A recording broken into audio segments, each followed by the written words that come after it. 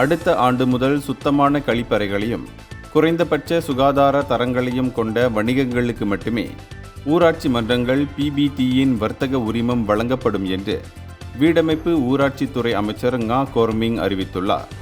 இந்த நகர்வு 2026ஆம் ஆண்டில் ஊராட்சி மன்றங்களுடன் தொடங்கி தேசிய கழிப்பறை தரங்களை BMW சுத்தம் கவர்ச்சிகரமான மனம் என்ற நிலைக்கு உயர்த்துவதை இலக்காக கொண்டுள்ளது. இது மலேசிய வருகை ஆண்டு 2026க்கு முக்கியத்துவம் சேர்க்கிறது.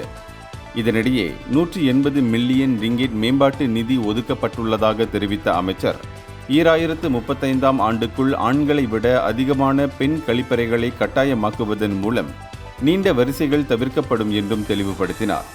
அது மட்டுமின்றி KPKT சிறந்த கழிப்பறை விருது தொட்யா 2025 விழாவில் இந்த வழிகாட்டுதல்கள் வெளியிடப்பட்டன.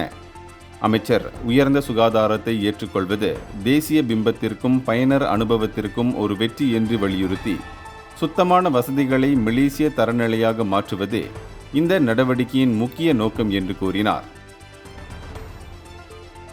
இந்தியர்களின் இதய குரல் மக்களோசை.